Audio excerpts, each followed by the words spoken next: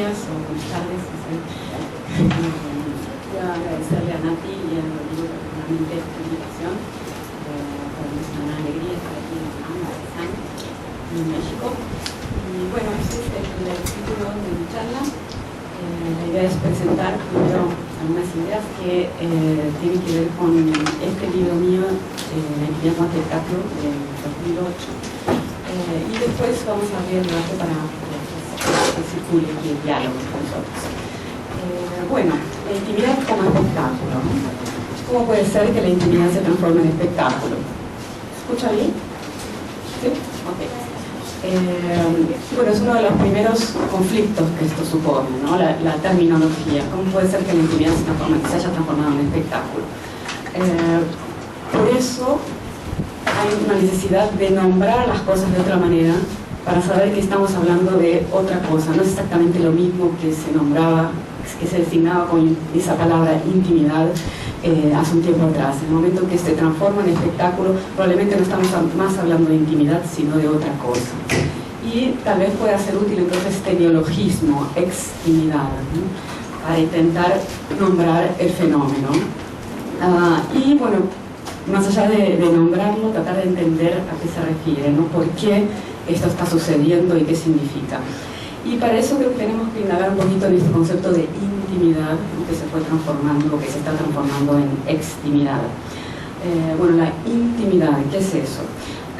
Está claro que no es algo natural o histórico, ¿no? Universal, sino que es un fenómeno también histórico, así como este otro de la extimidad, pero perteneciente a otro momento histórico, no al nuestro contemporáneo, sino característico de la era moderna, ¿no? La intimidad es un concepto típicamente moderno. Cuando digo moderno me refiero básicamente a la sociedad occidental del siglo XIX y XX. Por lo menos como nosotros lo conocemos ahora, que se está transformando en extimidad, es un concepto moderno. No existía en otro momento histórico de nuestra tradición occidental, ni tampoco en otras culturas, ¿no? Es un invento de la sociedad occidental moderna. ¿Y a qué se refiere? Bueno, está implícita en esa idea de intimidad una separación bastante rígida entre el espacio público y el espacio privado. Esa separación es rígida y mutuamente excluyente, ¿no? Lo que es privado no es público, lo que es público no es privado. Se define por su contrario. Y para separar estas dos instancias, espacio público, espacio privado, no solamente espacios, sino también actividades, tareas, atributos, sentimientos que pertenecen al ámbito privado y otros que pertenecen al ámbito público. O sea, una serie de protocolos, ¿no? De cosas que se pueden hacer en un espacio y cosas que no se pueden hacer en ese espacio. Lo que se puede, lo que se debe, etc. Con normas muy rígidas, muy estrictas. Y en el espacio privado era donde se suponía que se desarrollaba la intimidad, ¿no? Estrictamente en ese espacio. Y esta división y esta dinámica público y privado es fundamental para la vida de los sujetos modernos, ¿no? La sociedad moderna fue un concepto y un modo de vida, ¿no? Fundamental. Pensemos en las metrópolis europeas, ¿no? De la época colonial, que irradiaron su modo de vida hacia el mundo, ¿no? Y este proyecto triunfante en el siglo XIX y buena parte del XX, por lo menos, ¿no? Que ahora se encuentra en crisis en varios sentidos, ¿no? No solo por esta transformación de la intimidad en extimidad, este es solo un aspecto, ¿no? De esa transformación. Entonces, para los modernos, esta idea de intimidad era fundamental, y no solo la idea, ¿no? Sino lo que implicaba como forma de vida. Y esos modernos tal vez sea eso que estamos dejando de ser, ¿no? Nosotros no somos más tan modernos así.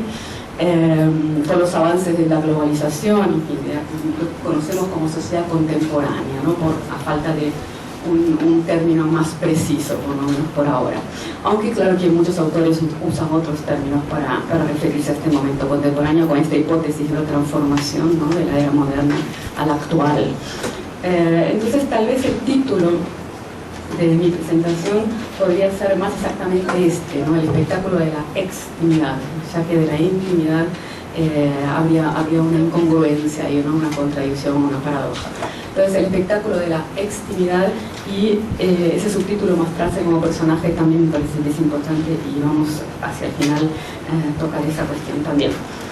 Pero bueno, para tratar de entender en qué consisten estos cambios, esta transformación de la intimidad en extimidad y su conversión en espectáculo, propongo volver la mirada un poquito hacia la época en que este concepto no estaba en crisis, ¿no? Y no existía la idea de extimidad, sino solo la intimidad, y estaba muy clara a qué se refería.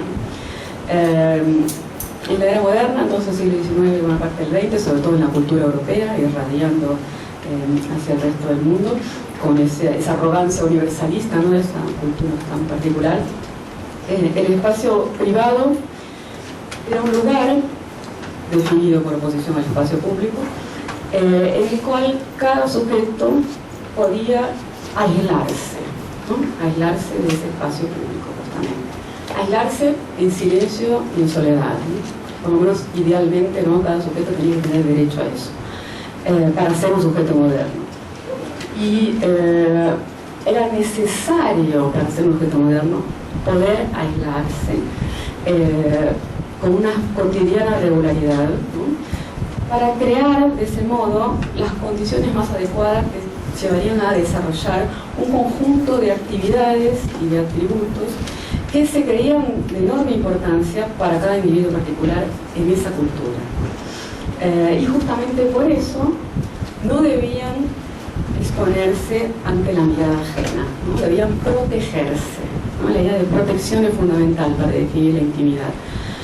¿Protegerse cómo? Bueno, protegerse de diversas formas.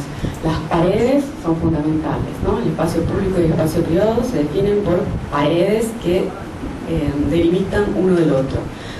Lo más tradicional, la pared del hogar, ¿no?, del hogar burgués, como modelo, ¿no?, que se irradiaba hacia el resto de la sociedad.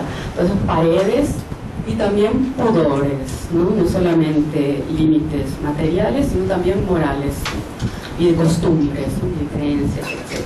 Entonces, protegidos por paredes y pudores. Claro que nada de esto parece extraño a nosotros, ¿no? O sea, todavía las cosas funcionan así en buena medida, ¿no? Esto no nos suena costumbres de otro planeta, ¿no?, de una cultura demasiado extraña. Sin embargo, pareciera que los pilares que sostenían todo esto, particularmente estos a los que me refiero como válvulas morales, ¿no?, y creencias que sostenían esta dinámica, están sufriendo una serie de convulsiones, ¿no? Se están desplazando sus límites, se están alterando, ¿no? No queda muy claro si es una cosa o la otra, o sea, cosas que hace muy poco tiempo estaban claras y muy delimitadas, ahora están confusos. Se están debilitando los límites que definían un espacio y el otro, que separaban un espacio del otro, y parece que se atraviesan, ¿no? Bueno, un indicio de esas transformaciones es el hecho de que de un modo creciente, en vez de presentarse como el reino del secreto y el pudor, hoy el espacio doméstico, es el espacio privado del hogar, suele traspasar sus barreras, ¿no? Explotan las fronteras que antes eran muy rígidas e inamovibles, que resguardaban esa intimidad, y lo que sucede allí dentro, ¿no?, pasa a mostrarse de diversas maneras, ¿no? Por ejemplo, en los ámbitos mediáticos y artísticos, ¿no?, y también en los medios interactivos, en internet y redes sociales, etc. O sea, no solamente a las celebridades o los artistas o las estrellas, sino cualquiera, también todos, cada uno, somos convocados para realizar estas prácticas novedosas.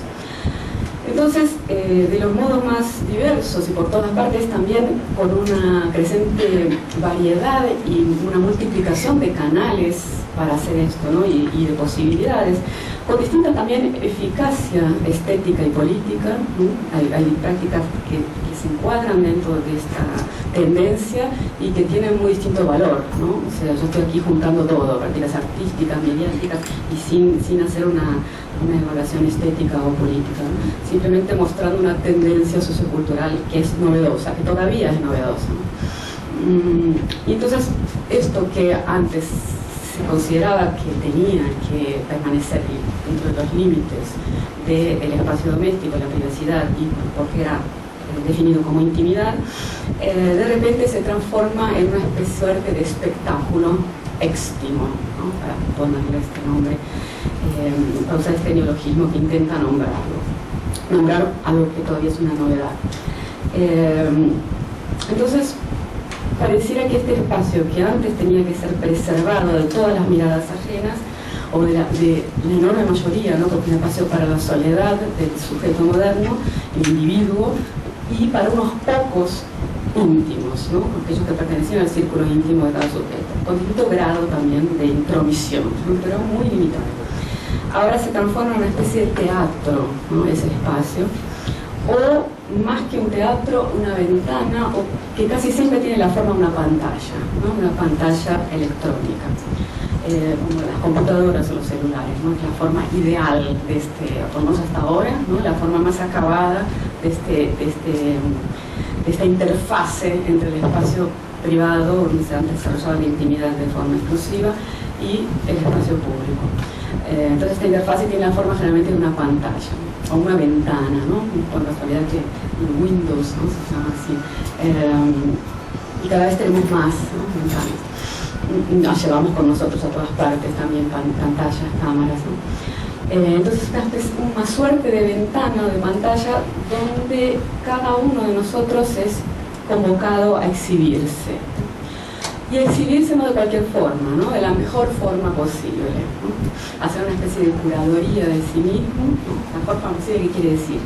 La más atractiva, o sea, la que sea capaz de atraer más miradas, ¿no? También ahí con la lógica del espectáculo, con la lógica del rating, convocando a la mayor cantidad de seguidores, de miradas, de me gustas, y hay varios criterios para evaluar cuál es la mejor manera, ¿no? Y cada uno desarrolla su estrategia como puede, ¿no? Entonces se monta una suerte de performance de sí mismo, ¿no? Una especie de curaduría y una performance de uno mismo. En muchos casos ese esfuerzo por proyectar el show de la propia personalidad, esa performance en la mayor cantidad de vitrinas posibles, persigue una meta que se ha vuelto incuestionable, ¿no? Aunque hace poco tiempo, hasta hace poco tiempo, había sido intervenida e impedida por una serie de tabús, esto que llaman de las paredes de los pudores, ¿no? Era un tabú, ¿no? Y entre esas barreras que impedían eso, estaba la idea de que era de mal gusto, ¿no? Era de mal gusto hablar demasiado de uno mismo, mostrarse demasiado, exponerse, tratar de que nos aplaudan, ¿no? Buscar, pongan me gusta, todo eso era considerado para el burgués del siglo XIX. Hay muchas frases que sirven para ilustrar eso, ¿no? De escritores, que era muy mal visto, ¿no? No solamente era ilegal, inmoral, ¿no? Porque pensemos figuras legales como el atentado al pudor, ¿no? O la obscenidad, sino también era inmoral, no se podía, no se debía hacer eso, ¿no? Quedaba mal en ese sentido. Los que hacían eso eran gente de mala vida, las mujeres especialmente, pero además era de mal gusto, ¿no? No era de buen tono. Las buenas costumbres no recomendaban exagerar en esa vida. Y cuando digo exagerar, nadie se podría llegar a imaginar en esa época a qué punto, a los niveles de exhibicionismo que llegamos ahora, ¿no? Era hablar, o sea, por ejemplo, que en una biografía se mencionara a la familia, ¿no? Una biografía de un hombre público. La biografía, siglo XIX, principios del XX, se restringían a los hombres públicos, hombres y públicos, o sea, aquellos que tenían una obra en el espacio público, y solamente hablaban de eso, ¿no? De las amantes, ni pensar, pero tampoco de la esposa ni de los hijos, o sea, el espacio privado, de la intimidad, de algo que se reservaba. Se consideraba valioso, obviamente, ¿no? El terreno de los afectos, ¿no?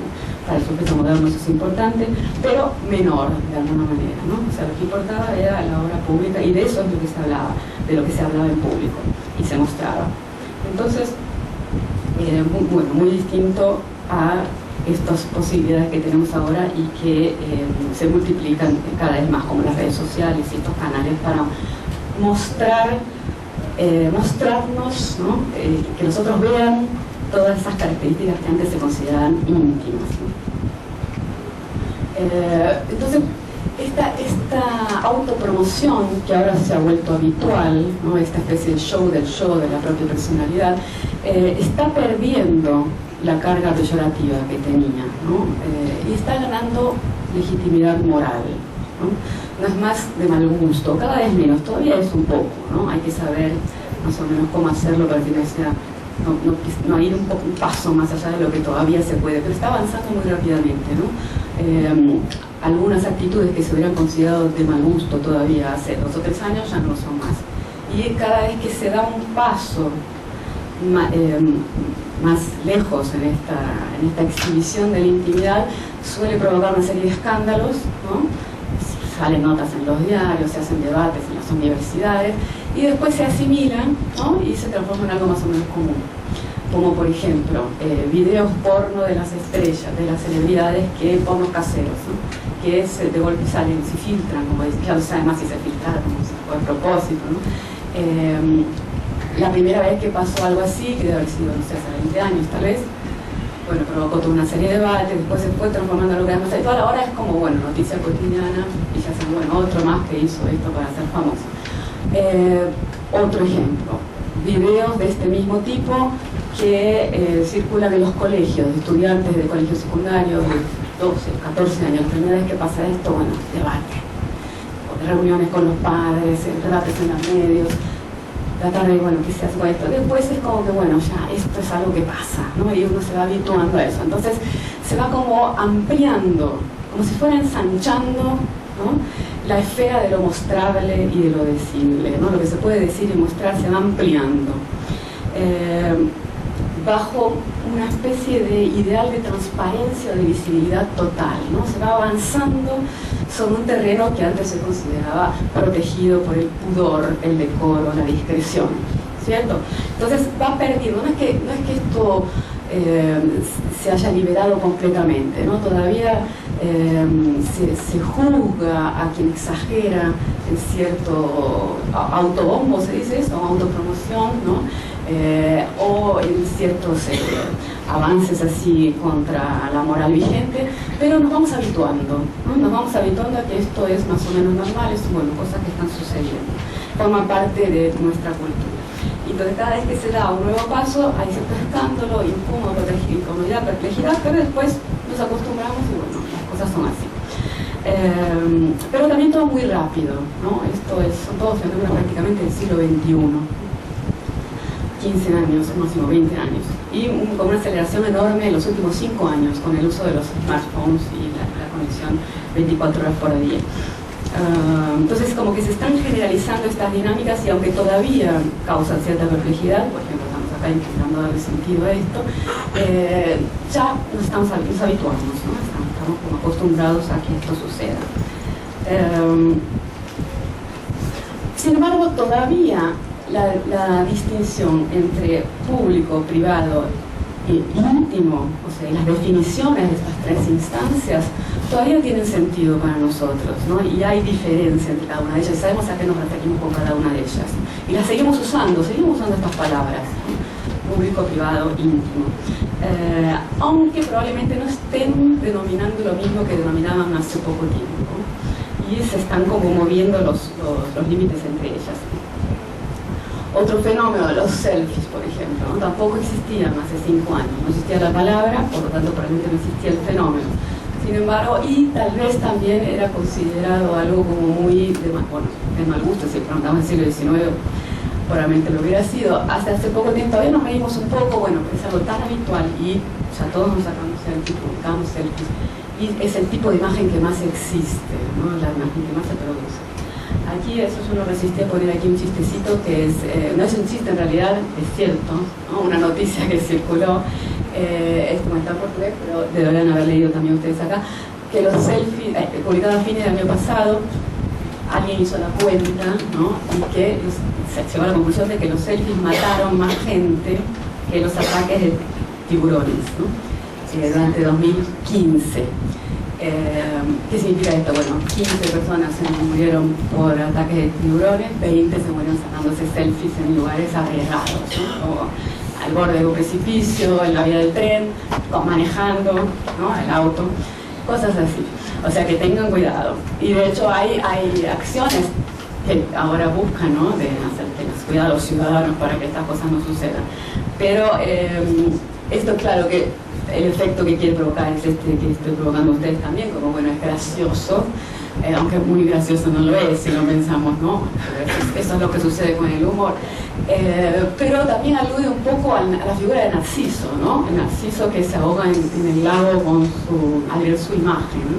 Como es al Narciso este post-freudiano que nosotros conocemos y que tiene una impronta en la cultura contemporánea, la cultura narcisista, esta de mostrarse constantemente, ¿no? Y esperar que los otros nos aprueben, ¿no? Nos digan que les gustamos. A veces puede ser una búsqueda fatal, ¿no?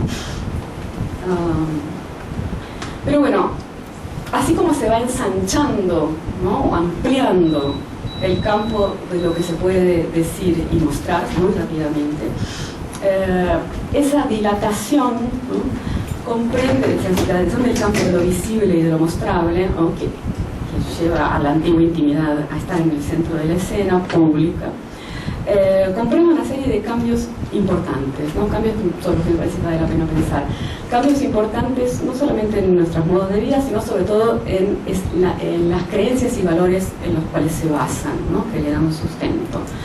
Cambios entonces en el plano de nuestra moralidad, ¿no? Recién hablaba del tabú, del mal gusto, de los pudores.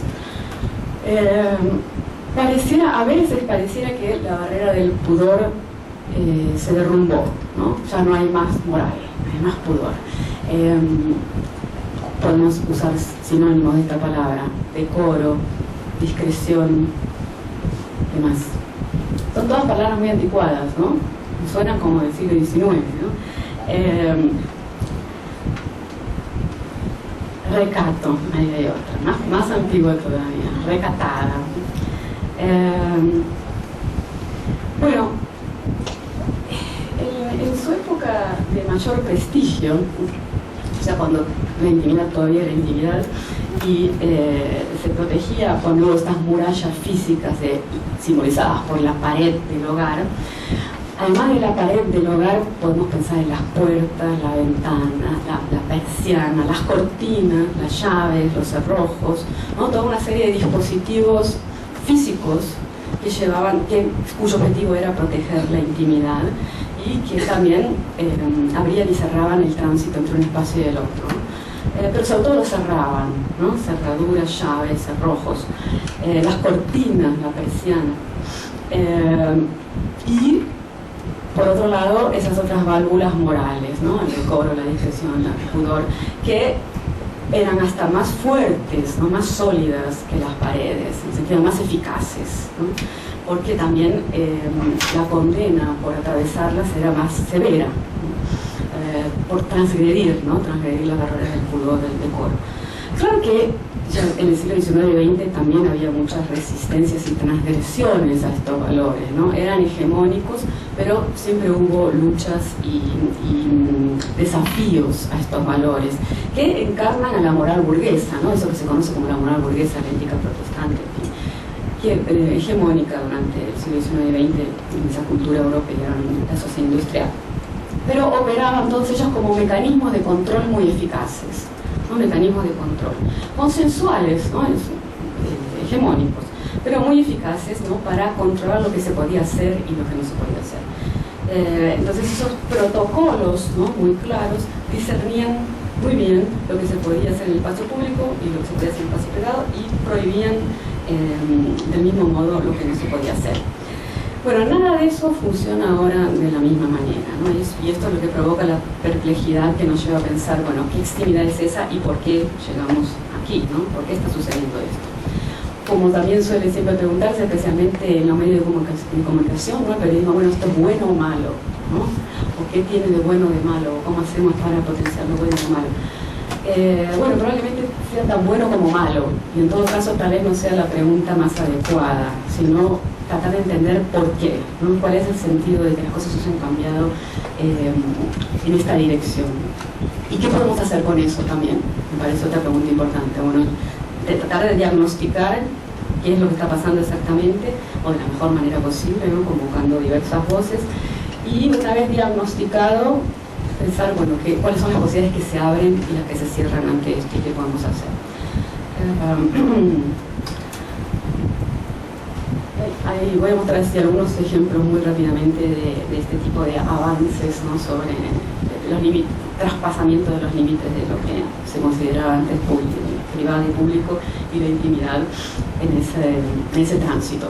Los selfies de las celebridades cada vez con menos ropa, por ejemplo, van también avanzando, y en el caso de los mortales, ¿no?, o sea, las no celebridades que tienen como modelo a las celebridades, también se imitan, ¿no? Es que tienen como modelo en buena medida, ¿no?, las celebridades.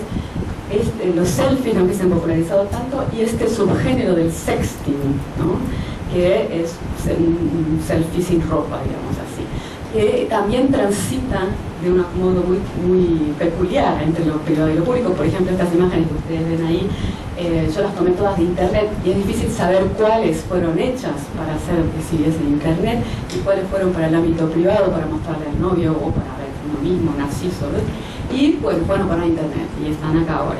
Pero todo ese límite es una ilustración más del límite difuso. Ni siquiera sabemos cuáles eran para una cosa u otra. Y también las que eran antes las que fueron pensadas para un ámbito, una vez que se transforman en parte del otro ámbito, también a veces no importa tanto. A veces sí, ¿no?, provoca dramas terribles, suicidios, etc. Y a veces no, proyecta a alguien a la celebridad y al éxito y a la felicidad universal. Pero no se trata solo de la desnudez y la sexualidad, que son dos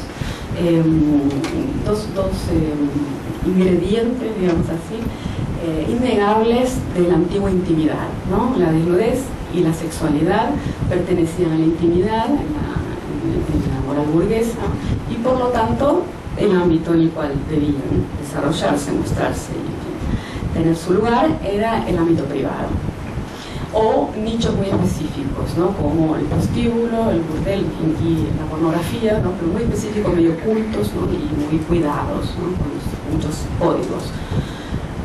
Bueno, entonces la sexualidad y la desnudez claramente, ¿no?, nos indican el hecho de que estén en el espacio público, indican que ahí hay un cambio importante. Pero no se trata solo de eso, ¿no?, de la intimidad también forma parte una serie de sentimientos, prácticas, pensamientos, gustos, deseos, sueños, ¿no? Y eso también lo vemos en las redes sociales, es el ámbito más característico, pero no solamente, ¿no? En tantas veces se ven, por ejemplo, declaraciones de amor en los aniversarios de bodas, o de los famosos, pero no solamente, ¿no? En vez de decirle al amado, oh, como te amo, lo pongo en Twitter. Entonces salen todos los diarios, fulano le dijo a su amado que lo ama.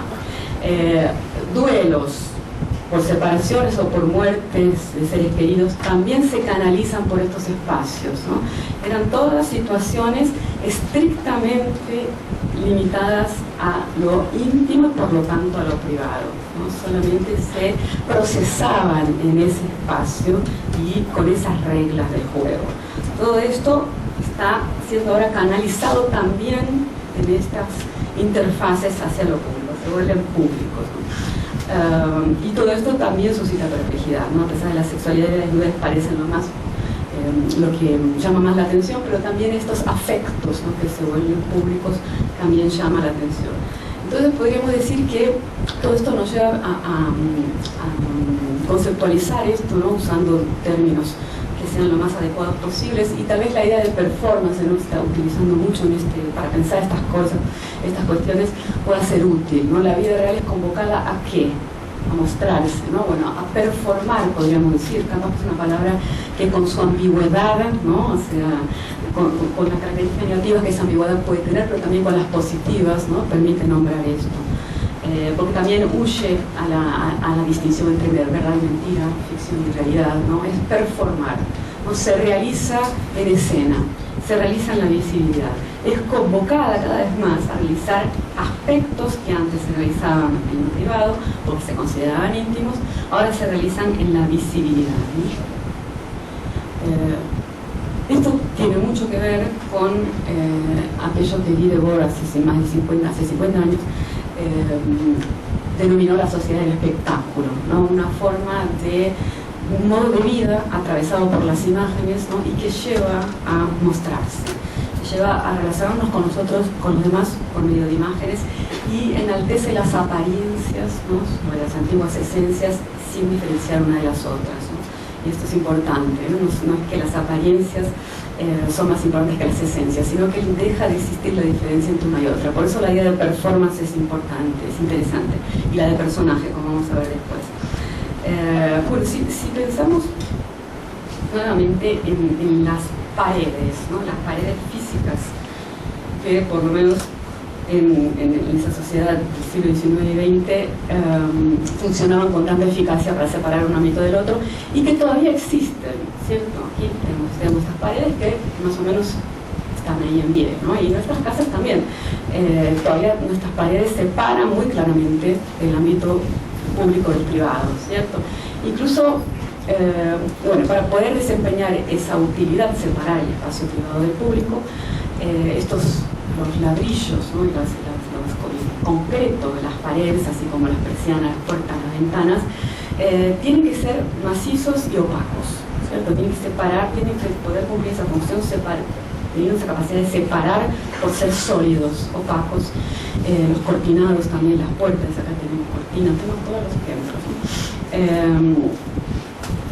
Todas esas tecnologías que desempeñaron un papel fundamental en la construcción de la subjetividad y la sociabilidad de los sujetos modernos todavía están ahí, ¿no? Todavía son muy útiles para nosotros también, todavía operan esa diferencia entre público y privado. El delicado equilibrio, ¿no? Y las conexiones muy bien pautadas, ¿no? Ahí está lo legal e ilegal, lo moral y lo inmoral, los tabús, todos estos tabúes, esa conexión muy bien pautada y ese equilibrio entre un espacio y el otro que estructuraban los modos de vida modernos es lo que está en cuestión ahora, ¿no? y que nos provoca esa perplejidad de decir, bueno, entonces ¿qué pasó? No existe más la división entre uno y otro. Sin embargo, está muy claro por otro lado que sí existe, ¿no? A eso voy, o sea, las paredes están ahí y es muy importante para cualquiera de nosotros que haya paredes separándonos cuando dormimos, por ejemplo, del ámbito privado del público. Es más, usamos incluso artefactos técnicos digitales para reforzar esa separación entre el ámbito público y el privado, como las cámaras de seguridad, los blindajes, ¿no? Los barrios cerrados, ese tipo de refuerzos entre un ámbito y el otro que antes en el siglo XIX y XX no existían, ¿no? Con un temor a la inseguridad, ¿no? El otro es peligroso y por lo tanto hay que reforzar esas paredes. Sin embargo, bueno, ¿cuál es la diferencia? Si parece contradictorio lo que estoy diciendo, ¿no? Se refuerzan las paredes. Sin embargo, ¿qué es lo que pasó? Probablemente la eficacia de esas paredes en algún sentido no es más el mismo, porque se ha desactivado en un sentido y no en todos. En otros se ha reforzado.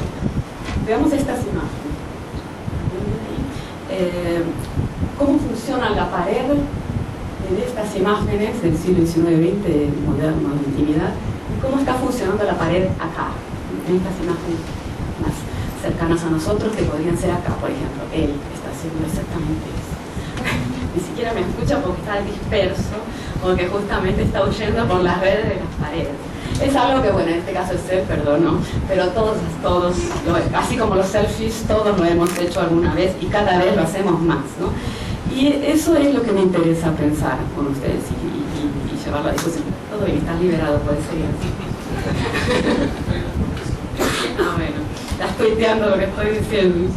Bueno, entonces, como que se han abierto grietas, ¿no? Se han abierto grietas muy selectivas, no es cualquier grieta, ¿no? No es para que entre el ladrón, por ejemplo. Es una grieta muy eficaz, unas infiltraciones, podríamos decir, ¿no? Invisibles, pero muy potentes, ¿no? Que dejan pasar y salir, ¿no? Entrar y salir solamente ciertas cosas, ¿no? Eso que estamos llamando extimidad, ¿no? Mientras protegen más que antes incluso otras cosas.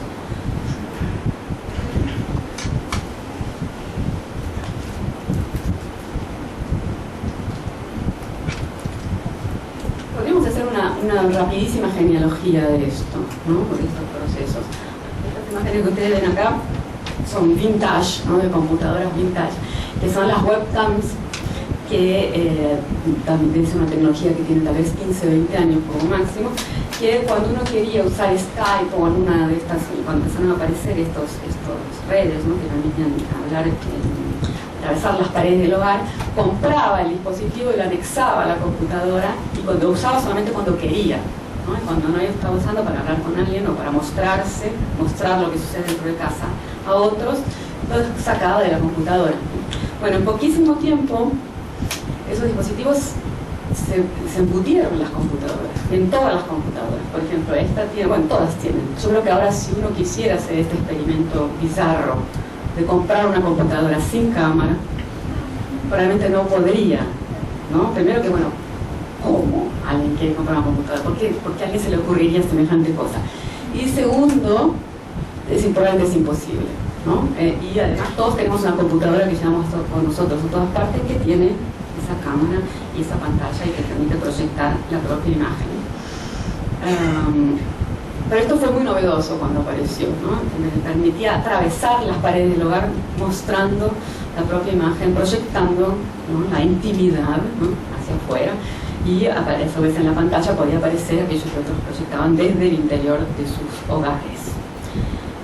Bueno, en poquísimo tiempo estos dispositivos, ¿no?, que encarnan perfectamente esta lógica, se han popularizado enormemente, ¿no? Y todos nosotros somos especialistas, unos más, otros menos, en usarlos, ¿no?, cada vez para más cosas. ¿Qué nos permiten estos dispositivos? Nos permiten justamente vivir de esta forma, ¿no?, visibles y conectados. Nos permiten vivir, performar, ¿no?, lo que somos en la visibilidad. Estos dos elementos, visibilidad y conexión, me parecen fundamentales para pensar estas transformaciones que están ocurriendo en las subjetividades, ¿no?, en los modos de ser y estar en el mundo y en los modos de relacionarse con los demás. O sea, esto es nuevo, no tiene mucho tiempo, y aprendimos muy rápidamente a vivir de esta forma. Con esto nos sorprende que la consistencia de las paredes, ¿no?, que solían delimitar el espacio doméstico para proteger la intimidad, se haya transformado, ¿no?, porque necesitábamos, ¿no?, que esto sucediera para poder vivir de esta forma. Entonces, esta solidez se vio impugnada de modos impensados, ¿no?, gracias sobre todo a la proliferación de redes informáticas, ¿no?, de redes informáticas que desconocen cualquier límite espacio-temporal. Las paredes sirven para eso, para marcar límites espaciales y también temporales por sus dinámicas y sus ritmos, ¿no?, los ritmos de cada institución, incluso de la familia. Dormir, despertarse, ir a trabajar, ¿no?, todo eso que las redes también atropellan, todas esas diferencias de ritmos temporales. Las redes funcionan 24 horas en cualquier lugar, ¿no?, desconocen límites espacio-temporales, en sentido de lo contrario a la lógica de las paredes, y la impugnan a la lógica de las paredes, ¿no?, la desestabilizan. Esa tensión entre redes o paredes está en el título de mi último libro, que es este que tienen ahí referenciado, Redes o Paredes, que analiza esta cuestión, esta tensión, ¿no?, entre redes y paredes, a la luz del fenómeno conocido como crisis de la escuela, ¿no? Pero no es el único ámbito en que está operando esta confusión, ¿no? Podríamos aplicar esta tensión, redes o paredes, a muchas otras instituciones. Lo que está sucediendo parece ser una estrategia sin estrategas, ¿no?, una estrategia histórica sutil y compleja, ya que no implica el derrumbe total de los muros, como les decía, no implica el derrumbe de las paredes siguen siendo muy importantes, no implica la fusión de esas dos esferas antes excluyentes, público y privado, siguen siendo separadas. Entonces lo que está ocurriendo es algo mucho más complicado, ¿no?, y por eso creo que merece ser analizado, observado con cuidado, mucho más complejo, ¿no? Por un lado, las viejas paredes, con su insistencia analógica, siguen allí, delimitando estas dos instancias, pero se dejan infiltrar por las ubicuas redes digitales y en consecuencia de eso terminan perdiendo su antigua eficacia, ¿no?, por lo menos en ese aspecto, ¿no?, de la intimidad que se transforma en extimidad, que no es menor, ¿no?, es importantísimo, porque con eso cambia absolutamente la lógica, ¿no?, es otra lógica la que está funcionando. se superpone la lógica de las redes a la de las paredes y con eso cambian las reglas del juego. Podríamos pensar en el cuarto propio de Virginia Woolf. Conocen esa referencia, el cuarto propio, un libro del año 1929 que reúne una serie de conferencias que ella dio, esta escritora británica, en unas universidades para mujeres, ¿no? En los años 20 del siglo pasado. Es una obra muy conocida, sobre todo en los estudios de género, una especie de bastión del feminismo, la historia del feminismo, pero no solamente, también la historia de la literatura, por varios motivos. Yo suelo tomarlo a hacer esta genealogía porque ella, Virginia Woolf, al principio del siglo XX, defendía el cuarto propio como una condición necesaria para tener derecho a ser alguien, ¿no? Para tener derecho a una subjetividad moderna. O sea, para ser alguien, en caso de una escritora, ¿no? Pero podríamos generalizarlo, las escritoras, las mujeres no tenían derecho a eso, por eso no eran escritoras, ¿no? Era muy difícil ser escritora, era muy difícil ser un ser humano, ¿no? Un sujeto moderno. Ellas no tenían derecho a ser sujetos modernos. Para ser sujetos modernos, ¿qué hacía falta? Cuarto propio y dinero, dice también, ¿no? Bueno, dinero no sabemos, que eso es una constante, digamos, pero derecho al cuarto propio, ¿no? Derecho al cuarto propio, paredes, ¿no? Intimidad, para pensar sobre sí misma, introspección, y eventualmente volcarlo en una obra y ser una escritora famosa. Pero una condición básica para ser alguien. Después podría ser además una escritora buena o mala, pero para ser alguien había que tener paredes, ¿no? Sin paredes, la mujer no tenía derecho a ser un sujeto. En la era moderna, no en cualquier ámbito, ¿no? Esto es claramente restringido a esa era de la intimidad, siglo XIX y XX. Entonces tenía que tener la posibilidad de trancarse, de encerrarse en silencio y soledad y tener contacto consigo mismo, ¿no? La introspección, ¿no? Esos métodos de encerramiento más o menos voluntarios, ¿no? Eran muy importantes en la era moderna, ¿no? No solamente el cuarto propio, sino, por ejemplo, la escuela, ¿no? La escuela es otro espacio de confinamiento, ¿no? De el cual las paredes son fundamentales. Es un confinamiento, un encerramiento, ¿no? Que con las paredes son sumamente activas, que marcó varios espacios vitales fundamentales en el siglo XIX y XX. La escuela, obviamente, el cuarto propio, la familia, ¿no? El hogar, pero también, por ejemplo, los museos, ¿no? El cine, el teatro, también la fábrica, el hospital, las prisiones, las cárceles, la universidad, el consultorio del psicoanalista, por ejemplo, fundamental para la subjetividad moderna, ¿no? O del terapeuta en general, pero el psicoanalista más claramente todavía. Pero en todos esos espacios, los rígidos muros eran fundamentales, ¿no? En la división del espacio de dentro y de fuera. El mundo público, de las calles, los bares, ¿no? Holgoria, el carnaval, todo eso que era la confusión del espacio público, las plazas, las manifestaciones, todo eso, y por un lado, ¿no? Y por el otro lado estos espacios delimitados en los cuales pasaban cosas específicas, ¿no? Y definían ciertas actitudes, ¿no? Y ciertas funciones muy diferentes de las que se tenían afuera o en otros espacios. Bueno, los aparatos que se desarrollaron en las últimas décadas y que permiten la conexión móvil e ininterrumpida atravesando las paredes con tanta facilidad y desactivando entonces su analógica rigidez decimonónica, ponen en evidencia esta crisis, ¿no? La crisis de estas instituciones. No es que la provocan, evidentemente esta crisis viene gestándose hace mucho, y podemos decir que son más claramente resultado de esa crisis, ¿no? Consecuencia de la crisis de estas instituciones, por eso los inventamos y los adoptamos con tanta rapidez, ¿no? Pero en todo caso, y ahora refuerzan esa crisis, ¿no? Se hace bien cuando pasan estas cosas, que yo lo inhibí, por ejemplo, guardó su aparatito, ya no funciona todavía la disciplina, ¿no? Han puesto esta crisis de evidenciación, no podemos ya no verla, ¿no? O sea, la pared se ha desactivado, la eficacia de la pared se ha desactivado. Entonces, estos aparatos que inventamos, ¿no? Para eso, ponen en evidencia una crisis que viene de más lejos, ¿no? Que se viene gestando a partir de esta transformación social del espectáculo, de la crisis de de la moral burguesa, de la ética protestante, de las sociedades disciplinarias, ¿no? Una crisis que es enorme, ¿no? Y que afecta a todas las instituciones que mencioné recién, ¿no? Que son activadas por paredes. El cine, la universidad, el psicoanalista, etc., ¿no? La cárcel, el hospital, la escuela. Bueno, no sé si varios de ustedes deben haber percibido que hay un fantasma rondando mis palabras, ¿no? Esta teoría que estoy poniendo en práctica. Resuena mucho este autor que ven ahí, que es Michel Foucault, ¿no? Él es el que mapeó a la sociedad disciplinaria moderna como siendo una sociedad compuesta de instituciones de confinamiento, ¿no? Y él mismo también detectó una crisis de esas instituciones ya en los años 70-80, ¿no? Murió a principios de mediados de los años 80, pero detectó que estaban en crisis esas instituciones de confinamiento y por lo tanto la sociedad disciplinaria en la cual que articulaban.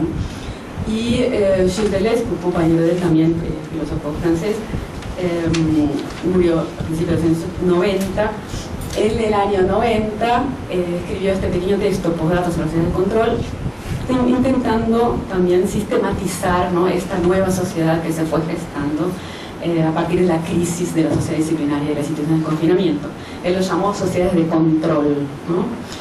Claro que cuando Deleuze escribió y cuando ellos dos se murieron no existían ni las webcams que mostré vintage recién, ni mucho menos los teléfonos celulares, internet, nada de eso. Todo esto que nosotros usamos para performar en la visibilidad y atravesar las paredes, todo eso no existía, así como no existía en el 67 cuando Guy Debord escribió Sociedad del Espectáculo. Sin embargo, se estaba gestando la transformación que dio lugar a la invención de los dispositivos y que hizo que nosotros los adoptemos tan rápidamente, ¿no? Y con tanta efervescencia, ¿no? Con tanta eficacia. Bueno, ¿qué control es ese al que se refiere Deleuze? Aquí vemos un ejemplo del tipo de control, ¿no? De que nos permiten estas tecnologías digitales, ¿no? Por ejemplo, esto que refuerza las paredes, que les decía recién. Esto es un sistema de alarmas, ¿no? que se controla a distancia para el hogar. También hay otros que usan este mismo que permiten filmar lo que está pasando en el hogar, y no solamente para controlar posibles ladrones, sino también a la niñera, a la esposa, a los niños, a los padres, ¿no? De forma más o menos ilegal y más o menos inmoral, ¿no? O sea, dependiendo de cada una de estas instancias. Lo mismo que el control que ejercemos en los usos lícitos de los celulares, más o menos lícitos, ¿no? Cuando en el WhatsApp vemos con estos dos cositos azules, ¿no? Si nos leyeron o no nos leyeron, o si el otro está online o no está online. Lo mismo con las redes sociales, ¿no? Estas formas de control, ¿no? Que es un control mutuo, horizontalizado y constante de todos por todos, ¿no? Y de varias posibilidades de control. Es muy distinto de la vigilancia de la sociedad disciplinaria a la que aludía Foucault, ¿no? Que en el cual las instituciones como por ejemplo la cárcel, la escuela, la familia tienen una figura de autoridad y una serie de jerarquías y están regidas por la ley y la figura del Estado, ¿no? El Estado, la ley, la vigilancia verticalizada. Control y vigilancia parecen más o menos lo mismo, ¿no? Parecen palabras que uno podría cambiar y decir, bueno, control y vigilancia. Pero en este caso, como son conceptos, ¿no? La sociedad disciplinaria y la sociedad de control significan cosas muy distintas, ¿no? Y este control nuestro no quiere decir que no haya vigilancia también, ¿no? Del Estado y la ley, etc.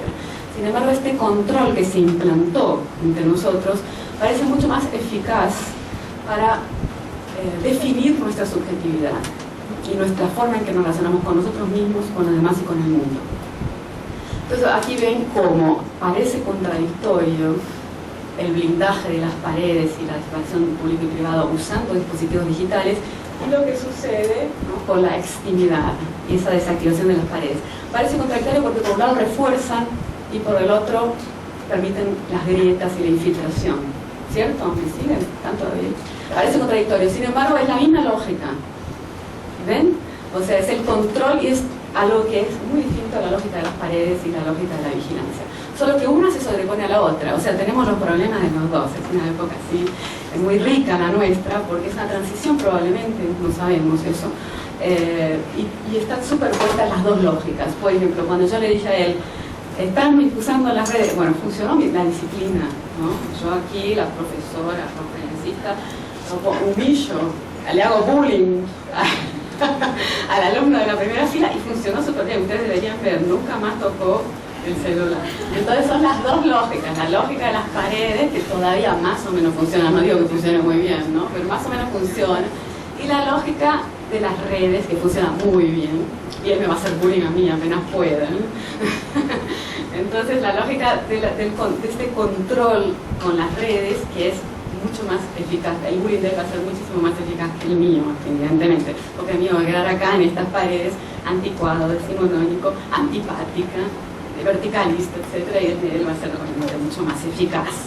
Pero en fin, entonces esto es un ejemplo, ¿no? de estas dos lógicas que funcionan superpuestas, y por eso el título de mi libro es entre preguntas, ¿no? Redes o paredes, porque muchas veces cuando presento este libro me dicen, bueno, ¿por qué no redes y paredes? Bueno, porque no se puede. Justamente es lo que me está pasando. Desde esta perspectiva, las dos cosas juntas están en tensión, provocan conflicto, porque son lógicas distintas. Estamos experimentando las dos juntas, pero hay conflicto, es una tensión, ¿no? Y tal vez una solución para poder salir de este conflicto, no voy a vender soluciones porque ese es otro precio, pero podría ser ni redes ni paredes. O sea, cuando las redes y las paredes o las paredes funcionan como dispositivo de poder, ¿no? Como en la escuela la pared es un dispositivo de poder, la escuela de antes, ¿no? O entre nosotros las redes funcionan también como dispositivo de poder, cuando no podemos desconectarnos y no tenemos idea de cómo hacer para salir de ese control, ¿no? Mutuo de uno mismo y de los otros, porque también el control de uno mismo es importante, ¿no? En la curaduría que uno hace, en la performance. No podemos tampoco salir, porque hay que tener mucho cuidado, porque si nos caemos al bullying y a la humillación, ¿no? Y a la condena absoluta, porque no hay redes, ¿no? No hay redes que nos de compensación, de contención. Entonces, esto que está sucediendo en la transformación de la intimidad como espectáculo es algo que tiene que ver con esta lógica de las redes, ¿no? Que se superpone a la vieja lógica de las paredes, ¿no? Ahí están viendo como hay varios que están, yo no los veo, pero si no a cada uno le haría bullying.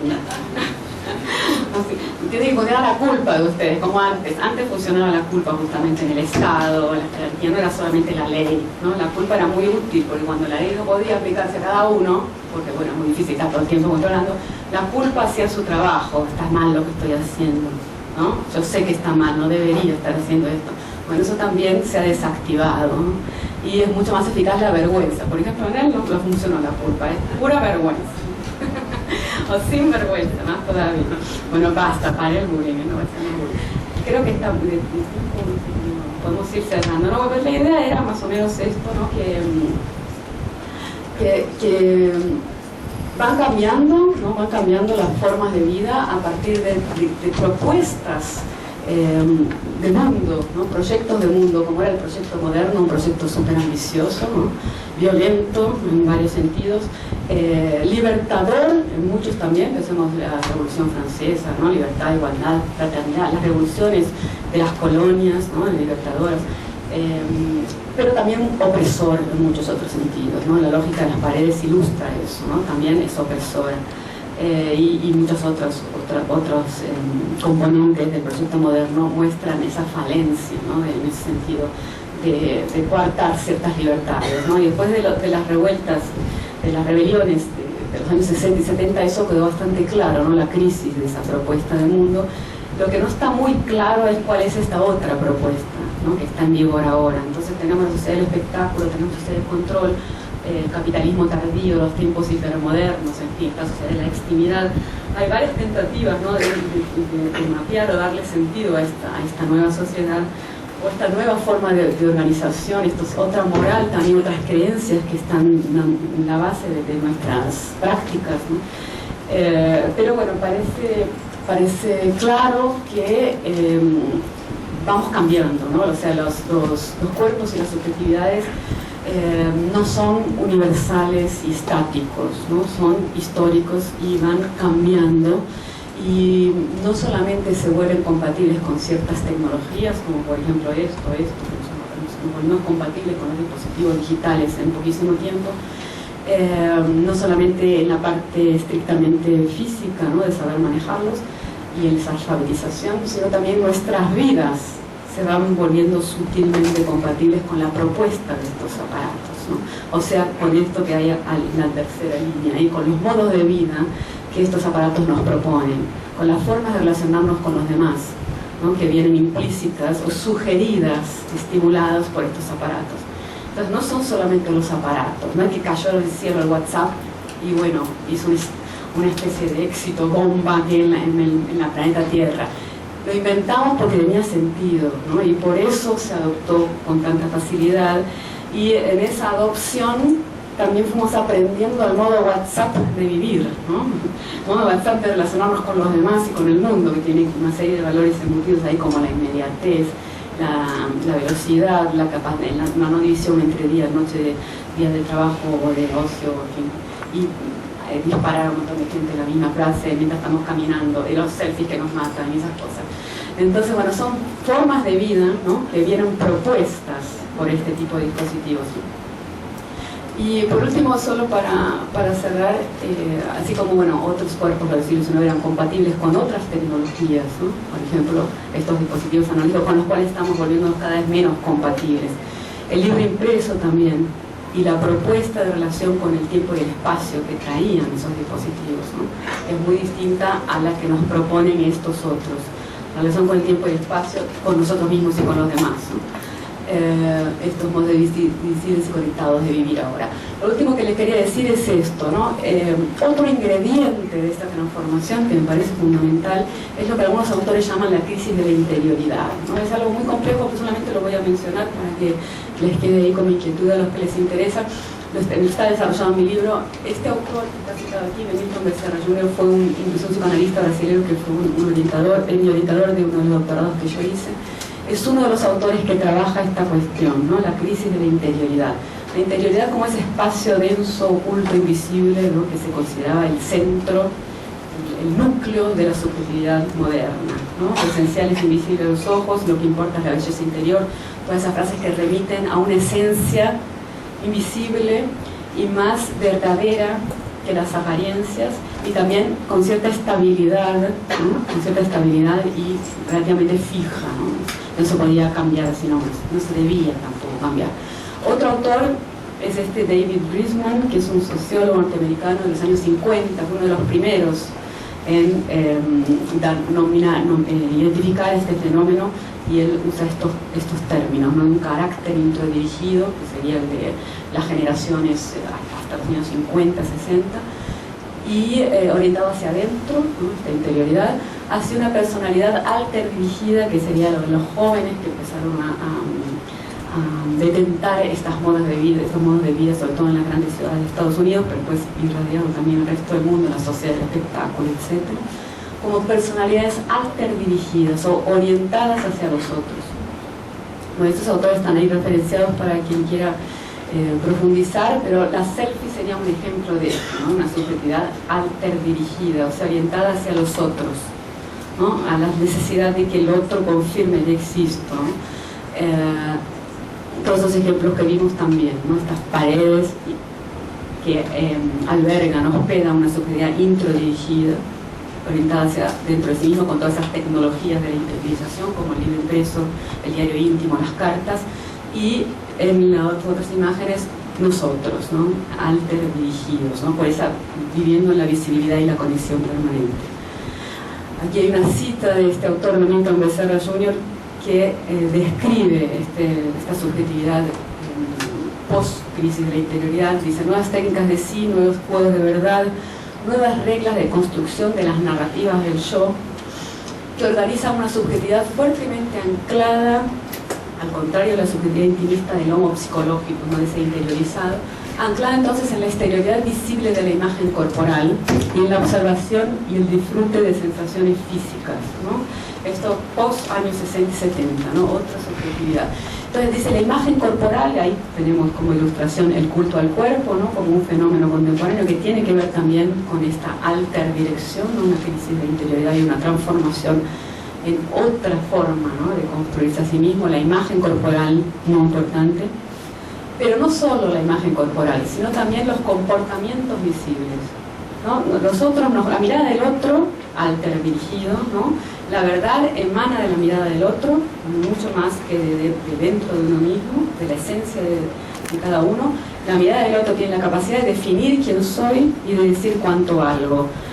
A partir de las apariencias, no por casualidad que el culto al cuerpo se desarrolló en los últimos años, sino también de lo que hacemos y decimos que hacemos y lo que mostramos, ¿no? Los comportamientos visibles. Por eso también no es casual que se hayan desarrollado estos canales que nos permiten tener vidrieras en los cuales mostramos quiénes somos, qué hacemos, qué nos gusta, qué queremos, etc. Entonces, todo esto serían síntomas de esa alter dirección, ¿no? Eso podemos pasar.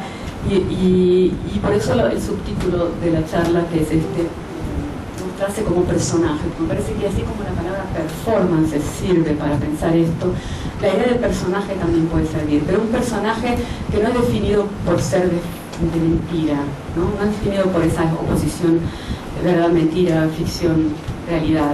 El personaje puede ser un personaje de sí mismo, un personaje real, ¿no? Eso no es una variable que sea interesante para pensar estas cuestiones, me parece. El personaje se puede definir de muchas maneras. Como yo lo defino es como ven ustedes acá en la pantalla.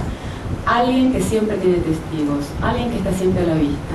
Entonces, si yo me defino como personaje, no pasa por estar mintiendo, ¿no?, o hacer de mí un personaje ficticio, sino porque me realizo en la visibilidad, o sea, performo, ¿no? Y no es que estoy mintiendo porque tengo una máscara, esa performance es una máscara y allá en realidad yo soy distinta, me pienso como siendo distinta. No, yo soy esto que se ve. Tal vez el verbo ser también molesta, ¿no?, porque el ser remite a una esencia, es un estar, es una apariencia, es un parecer, ¿no? Pero es un parecer que funciona como lo real, ¿no? Entonces un personaje como aquel que siempre tiene testigos, tiene alguien mirando. Es importantísimo tener a alguien mirando, los otros, ¿no?, que están ahí. Si no, no soy, ¿no?, si no dejo de ser. Entonces la síntesis sería esta: personaje como aquel que performa y que tiene siempre testigos o alguien mirando, por lo tanto es alter dirigido. Bueno, eso, ¿no? Creo que podemos pensar en el debate. Muchas gracias.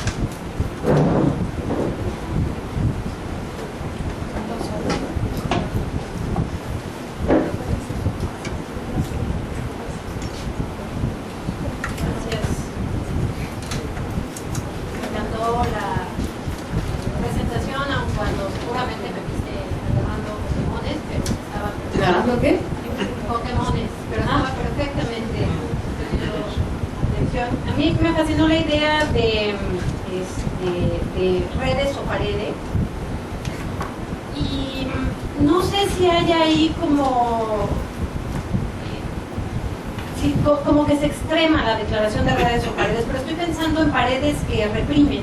Tú mencionaste algunas, pero yo pienso, por ejemplo, en las paredes que protegen violencia sexual, ¿no? Y que aun cuando se sacan a ámbitos públicos, no pueden ser expuestas. Estoy pensando, por ejemplo, porque estoy trabajando en un artículo sobre la facebookización de la justicia, ¿no? Aquí en México, que tenemos 99% de impunidad, y sobre todo en delitos sexuales, que es casi prácticamente 100%, y la única forma en que se ha podido llegar a aclarar algunos casos es cuando empiezan a exponerse a través de Facebook o Twitter, ¿no? Estoy pensando en el caso de los porquis, que seguramente muchos conocen aquí, ¿no? Hasta que papá hizo público, o la chica hizo pública cómo es que fue violada multitudinariamente por unos chicos hijos de familias ricas, etcétera, el abuso sexual en un kinder. Vaya, hay cosas así que no necesariamente salen con toda la libertad ni se aplica la justicia.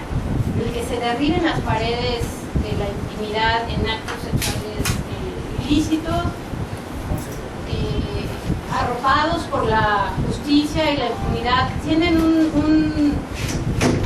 no sé, una parte positiva, digo yo.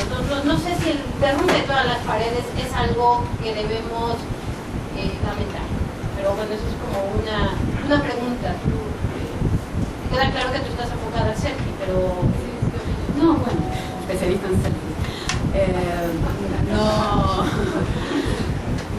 Bueno, yo hago un esfuerzo por no soy una defensora de las paredes, no sé si fue esa la impresión que pasé. Las paredes son un símbolo, ¿no?, de esa dinámica moderna. Separaban el espacio público y privado, en fin, y daban lugar a una serie de instituciones, como la justicia, por ejemplo, moderna, ¿no? La escuela, la familia, todas esas que mencioné, y que tanto oprimían como liberaban, ¿no?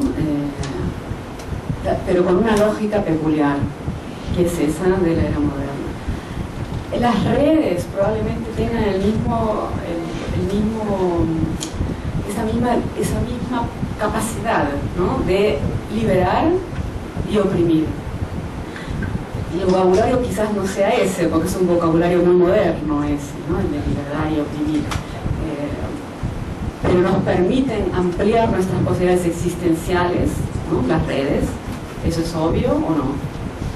Internet, si no, bueno, también porque supuestamente es de libre elección, ¿no? Están en Facebook, tener celulares y, bueno, para quien puede por lo menos estar, ¿no?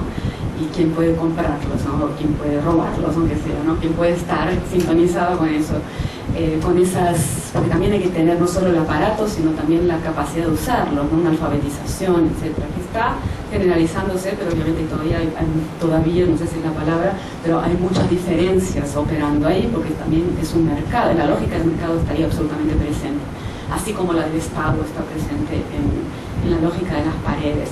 Pero entonces, bueno, me parece obvio y no hace falta que venga yo aquí a defender y a explicarles a ustedes las posibilidades existenciales que nos abren estos dispositivos, porque si no también no tendríamos estos problemas, ¿no? Si nadie viera las potencialidades de estos dispositivos, no los usaríamos, supongo, ¿no? ¿Sí o no? Bueno, las posibilidades existenciales que abre Internet, los celulares, etcétera, son evidentes. Ahora, también cierran otras posibilidades y traen nuevos problemas, ¿no? Entonces, en el caso de los ejemplos que diste tú, de esa facebookización de la justicia, o sea, hacer públicos ciertos problemas que involucran delitos, ¿no?, si entendí bien, pero que la justicia moderna, la institución de la justicia moderna no se hace cargo, o es más lenta, o en fin, es ineficaz, ¿no? Entonces se divulga por internet y es mucho más eficaz porque se condena y bueno, se hace un bullying, podemos decir, ¿no?, que es la lógica esta del bullying. En ese sentido también puede ser muy útil, ¿no?, y liberador, por ejemplo, para estas personas. El mismo gesto puede ser aprisionador, ¿no?, puede condenar a alguien a la muerte, injustamente incluso, o no. O sea, porque bueno, como muchas veces pasa con el bullying, ¿no?, suicidios, o incluso, bueno, no sé, tal vez la persona inventa esta historia, ¿no? Para eso existe la justicia, ¿no?, que tiene abogados, bueno, ¿por qué se pensó ese tipo de institución moderna con los jueces, los procesos, los códigos civiles, ¿no? Porque las personas deberían tener derecho a defenderse y no puede ser acusada hasta que no se prueba que todas esas cosas. Claro que estos recursos contemporáneos funcionan con otra lógica, pero pueden tener efectos muy nefastos también, ¿no?, al mismo tiempo que pueden tener efectos liberadores. Ahora, es otra lógica, ¿no? Como una es la lógica de las paredes del Estado de la ley, con todos sus problemas y con sus posibilidades libertadoras, y el otra es la lógica de las redes, que está calcada en el mercado, ¿no? Es una lógica de mercado y de espectáculo, de rating, de ese tipo de valores muy contemporáneos.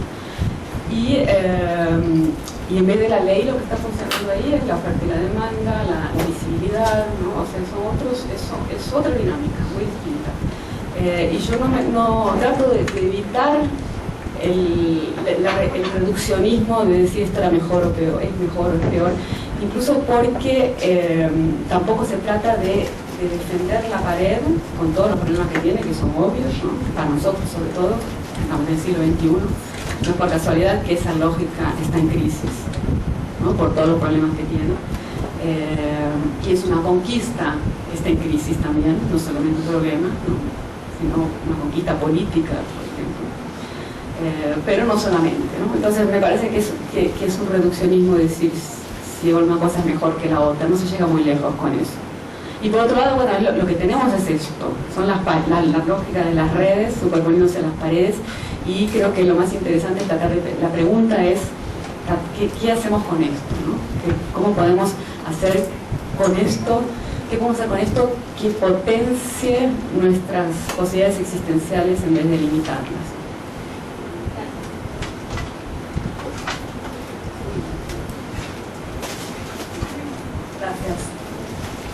Hola, muy brevemente.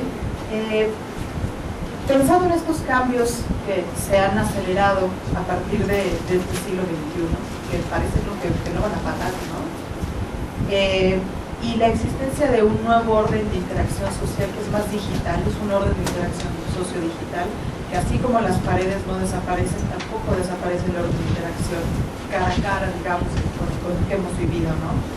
Pareciera un escenario un poco desolador, ¿no? Esta especie de ansiedad generalizada de estar hiperconectados permanentemente. Podríamos pensar en algunas estrategias de resistencia en términos de subjetividad, es posible, y la otra es esta reconfiguración o el desplazamiento de la subjetividad interiorizada. En este contexto, ¿qué sentido adquieren los afectos, las emociones en este fenómeno? Gracias.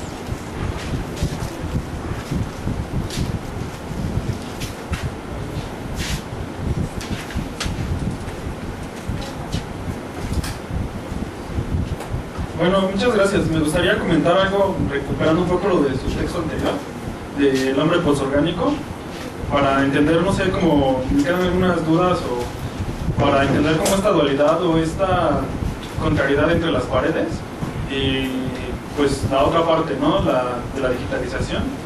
Como mencionaba usted misma en su otro texto, la sociedad está digitalizando. Entonces podemos entender, yo lo comprendo así como las paredes se refuerzan y se impide la ruptura física, ¿no? Ya no podemos entrar, ir caminando por la calle y me meto a esta casa.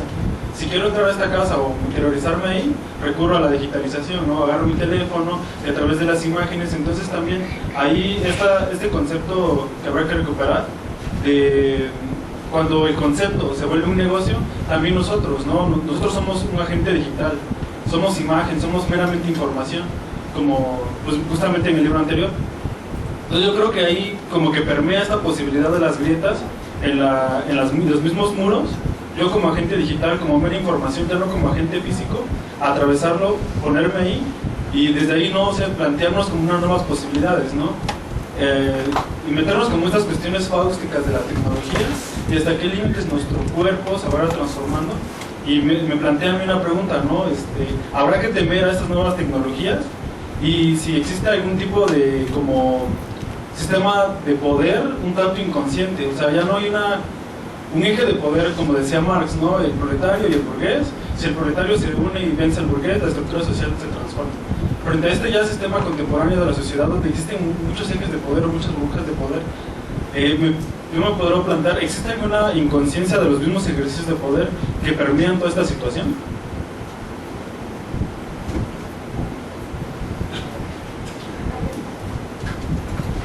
Bueno, primero quiero darle las gracias. Creo que fue una discusión muy clara, muy interesante. Y a mí me parece muy valiosa la idea de las paredes, sobre todo lo estaba pensando porque también había paredes virtuales, no solo las físicas. Y por aquí va mi pregunta, porque creo que este tema que usted trabaja puede servirnos para entender el impacto de Tinder, la representación de las personas, de esta extimidad que ya tiene un objetivo en particular. Y me gustaría ver usted qué piensa en relación con que antes, hasta hace 10 años, todavía había mucha reserva a utilizar, por ejemplo, páginas para buscar pareja, chats. Todavía existían este tipo de paredes o muros con respecto a este tipo de aplicaciones, y en un periodo quizás de 5 años se han caído estos muros y ahora se considera como algo muy normal. Me gustaría ver qué opinan al respecto. Muchas gracias.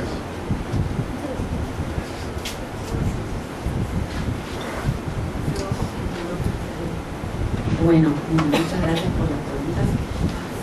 Primero, sobre el panorama desolador. Bueno, sí, ok. Es un panorama desolador, todos hiperconectados, medio enloquecidos.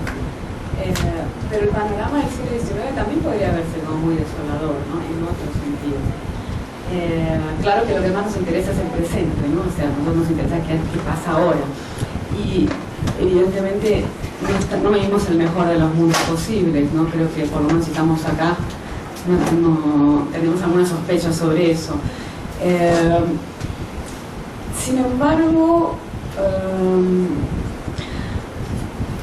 como estrategias de resistencia a esto, si miramos hacia el mundo del siglo XIX-XX, vemos, bueno, resistir a las paredes y luchar contra las paredes, contra la opresión de las paredes. Para nosotros es muy clara la receta ahora, ¿no? Bueno, se rompe la pared o se abre la puerta, se da un portazo y se va, ¿no? Pero para ellos no era tan fácil eso, ¿no? No era tan fácil porque las paredes y las puertas eran mucho más rígidas, ¿no? Y sobre todo porque tenían este refuerzo moral, ¿no? Del pudor, del decoro, de la ley, que también hacía que fuera ilegal e inmoral romper eso. Y bueno, y estaba interiorizada justamente. No era solamente que yo podía ser castigada, si me iba bien, si salía sin que nadie me viera, podía escaparme. Era una esposa, por ejemplo, una madre de familia, que podía separarse, divorciarse. Y no era la situación que es ahora, ¿no? Además había toda la moral de la época, de la inferioridad de la mujer, ese tipo de cosas, ¿no? O sea, las transformaciones que ocurrieron en los últimos años son bastante importantes, a pesar de que todavía tenemos muchos problemas en ese sentido. Entonces, cuando miramos hacia ese otro universo, decimos, bueno, hay una lógica muy clara, ahí las paredes, ¿no? Y bastaba romper la pared, ¿no? Como The Wall, en la película The Wall, la escuela, ¿no? Sin embargo, o Chaplin en tiempos modernos, o sea, la fábrica. O bueno, otros cantos de resistencia a la lógica disciplinaria que pasaban por el enaltecimiento de los bares, de la playa, de las comunidades, en el campo, todo lo que no tuviera paredes, ¿no? Y que con eso se rompía la lógica disciplinaria, no se podía escapar de la lógica disciplinaria. Bueno, escaparse de la lógica de las redes es mucho más difícil, burlar la lógica de las redes. Es mucho más difícil por varios motivos. Primero porque es lo que es nuestra, y nuestra moral le da sustento a esa lógica. Son nuestros valores, ¿no? Son nuestros valores los que hacen que nos parezcan atractiva esta lógica de la red. Más allá de que podemos criticarla y tener distancia y tratar de diagnosticar sus problemas. Pero si tuviéramos la oportunidad, cualquiera de nosotros, por ejemplo, ejercicio, bueno, me voy a desconectar de las redes. Cualquiera lo puede hacer, ¿cierto? ¿O no? Mucho más que un niño del siglo XX no ir más a la escuela. O una esposa abandonar a su marido, Madame Bovary. Bueno, nosotros en principio todos somos absolutamente libres de hacer lo que queramos, ¿ves? Si estamos en Facebook es porque queremos, nadie nos obliga, no hay una ley. Sin embargo, sabemos que no es fácil, ¿no? Justamente porque hay estas estrategias de resistencia, ¿no? Hay que inventarlas. Y bueno, estamos en la lucha ahí, ¿no? Dicen, me conecto, voy a ver los emails solamente una vez por día. O bueno, voy a salir de Facebook, después vuelvo. Pero no se trata solo de esto, de verlo en un plano banal, ¿no? Las redes como en su definición más explícita, pero es una lógica de la red, no son solamente los aparatos, son modos de vida que hacen que estemos 24 horas por día conectados y activos y perdiéndonos cosas, entonces ansiosos porque estamos perdiendo un montón de cosas que querríamos hacer, ¿no? Y no es la ley, es el deseo que está atizado ahí. Y la incitación a la performance, al buen desempeño, a ganarle a los demás, a no quedarse atrás. ¿Será que estoy haciendo lo que realmente quiero? ¿No? O sea, a nosotros nos aprisionan ese tipo de cuestiones, muy distintas de la del siglo XIX y XX. Y bueno, estrategia de resistencia es otro precio, eso sí. Creo que estamos ahí tratando primero de entender cuál es el problema, ¿no? Que no es fácil. Y después, a partir de eso, intentar hacer con esto que tenemos lo mejor posible, ¿no? Y también incluso superarlo, si fuera el caso. En principio, nadie nos obliga, ¿no? Y esto es mucho más complicado que cuando sí nos obligaban, como en la lógica del Estado, la ley, lo prohibido. Ahora estamos sueltos ahí, libres, pero bueno, curiosamente todos nos conectamos, todos estamos en esta lógica. En fin, porque tiene también su placer, ¿no? Y la necesidad también de estar, porque si no, no existimos, ¿no? Y esto en varios planos. Con relación a la crisis de la interioridad y qué pasa con los afectos, ahí es muy complejo, pero me parece importante esa cuestión porque fui muy rápido en todo eso, en el libro está un poco más desarrollado, pero que la subjetividad interiorizada esté perdiendo peso, ¿no? Y que cada vez más florece este otro modo de ser que es alter dirigido. En principio es una excelente noticia, porque ser alter dirigido, orientado a los otros, en vez de ser interiorizado para los afectos, es perfecto, ¿no? O sea, que nos hagamos en contacto con los otros en vez de refugiado en uno mismo. Los afectos tendrían solamente que ganar con eso. O sea, la interioridad también es una ficción, ¿cierto? Es un invento.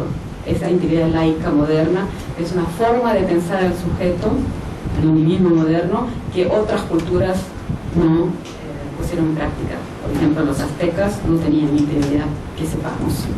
Entonces, el psiquismo, por ejemplo, es una forma de conceptualizar el sujeto que es moderna, ¿no? La sociedad occidental moderna, siglo XIX y XX. Una sociedad que se pensó a sí misma como el ápice de la humanidad, ¿no? Una sociedad, una cultura muy arrogante que universalizó sus características, ¿no? Pero con la crisis de esa sociedad vemos que no era tan así, ¿no? Y tanto es que se está transformando con esta hipótesis de que ya no es más así como somos, ¿no? Entonces dejamos de ser interiorizados y en principio no es una mala noticia la alterdirección, porque estar dirigido a los otros puede ser para el afecto, para los afectos y para la colectivización de los proyectos, por ejemplo, muy bueno, muy interesante, muy prometedor.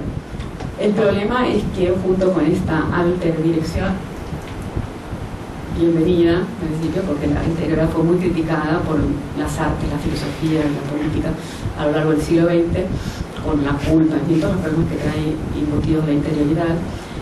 El problema es que está muy capturada por la lógica del mercado y del espectáculo. Entonces se nos ofrecen lo que una autora brasileña llama Solis Rolnik, llama identidades prêt-à-porter, ¿no? O sea, se siente como una falta esa integridad en vez de ser vivida como algo nuevo y prometedor, ¿no? La interdicción. Entonces se compran subjetividades listas para usar, ¿no? y descartables, porque no tienen que ser necesariamente fijas y estables, sino al contrario, se descartan. Pero en principio los afectos no tendrían por qué verse perjudicados por esta transformación, al contrario, podrían hasta verse saludablemente renovados y incluso más consistentes y con posibilidades inéditas que no existían en el siglo XIX y XX. Posibilidades que tenemos ahora que tienen que ver con la desestructuración de las instituciones burguesas, ¿no? Que nos permiten formas de asociación y de construcción de sí que no existían antes, que eran inmorales, ilegales e impensables. Bueno, ahora podemos. Bueno, hay nuevos problemas y eso es otro capítulo, pero en principio no es que estaría anulado, sino todo lo contrario, hay posibilidades infinitas para los afectos. Y de hecho, ocurre, no es lo único que ocurre ahora, las selfies de las celebridades, ¿no? Hay muchas otras cosas sucediendo, ¿no? Hay tensiones existenciales que nos permiten estas novedades también. Con respecto a la pregunta sobre el posorgánico, no sé si terminé de entender cuál era la cuestión exactamente, pero en todo caso me parece que sí habría que temer a esas tecnologías por una desintegración del cuerpo en imagen e información, ¿no es eso? Yo creo que más que temer, el temer no me parece muy recomendado, ¿no? El miedo.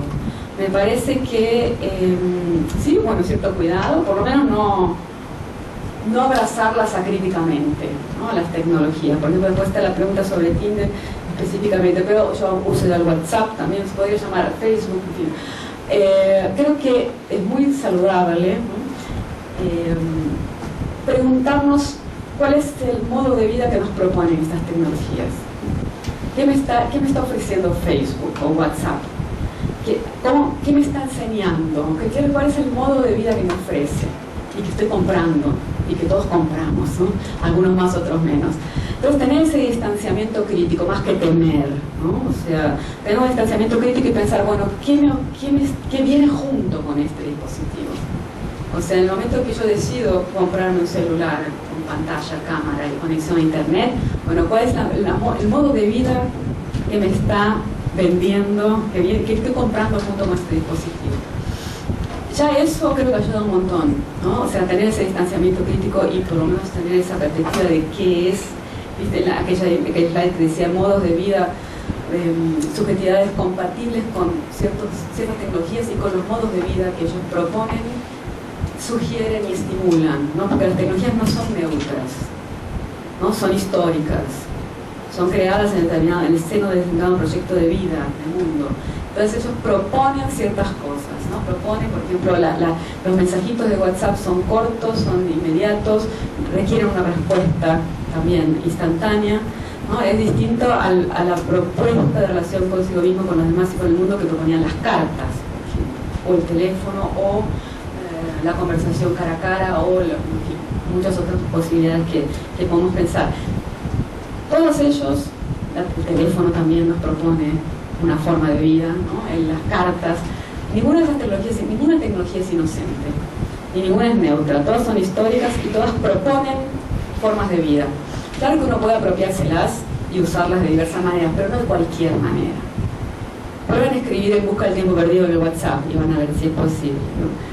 Y viceversa, ¿no? O sea, hay ciertas cosas que las tecnologías nos proponen, ¿no? Uno puede ampliarlas, puede también subvertirlas, ¿no? Y pueden usarlas también, suponiendo que eso sea posible. Pero creo que no sé si extender, pero sí tener una distancia crítica, por lo menos para pensar qué es lo que estamos haciendo. Y con respecto a Tinder, un poco también por ese lado, a mí también me sorprende eso, como yo creo que hace 10 años hubiera sido impensable esto que dije del tabú, ¿no? Que era tabú hablar de uno mismo, bueno, ponerse en un catálogo, poner la propia foto en un catálogo que es prácticamente un catálogo de prostitución, es muy parecido, ¿no? Y un catálogo que es para usar así y muy rápido, ¿no? O sea, porque no podemos perder tiempo mirando a cada uno, porque bueno, rápido, y si te arrepientes tienes que pagar, ¿no? Para volver atrás, muy barato, pero bueno. Y además uno elige uno, porque no es la lógica, uno aprende. Yo no usé todavía, pero conozco mucha gente que lo usó y me ha dicho. Entonces yo leí tesis sobre eso. Uno elige uno, tiene que elegir varios, ¿no? Porque es así como se usa, es la propuesta justamente. Tienes que elegir unos 10 cada vez que lo usas, unos o unas, ¿no? Porque cada uno de ellos también va a estar eligiendo unos 10 que por día, ¿no? O por uso, que se van a estar administrando, y de ellos van a salir unos 3 o 4 con los que de hecho te encuentras, y no puedes perder mucho, bueno, o sea, no puedes dedicar mucho tiempo, ¿no? Porque siempre puedes estar perdiendo otro que era mejor, ¿no? La lógica del costo-beneficio está absolutamente actuante ahí, y es terrible, ¿no? Porque nunca vas a estar satisfecho, como contraponiendo eso a la lógica del amor romántico, que es la singularidad absoluta, ¿no? Él así como monstruosa también, ¿no? El ser amado que es único, singular, que la lógica está en las novelas románticas, ¿no? Joven verde, te matas porque no te la margarita, no sé qué, bueno, deshojar la margarita, bueno, es totalmente opuesto, ¿no? Y es una lógica del mercado absolutamente asimilada, y yo creo que solamente es posible pensar de Tinder hoy y el éxito que tiene, porque nos acostumbramos justamente con Facebook, nos entrenamos, ¿no? Y ya todos sabemos que cómo es un selfie, sabemos más o menos editar, lo que se puede o no se puede decir y mostrar, y bueno, Tinder llegó ya con ese terreno transitado. Pero sí, yo creo que también hay está bueno por ese extrañamiento, ¿no? Hace 10 años esto me sido imposible.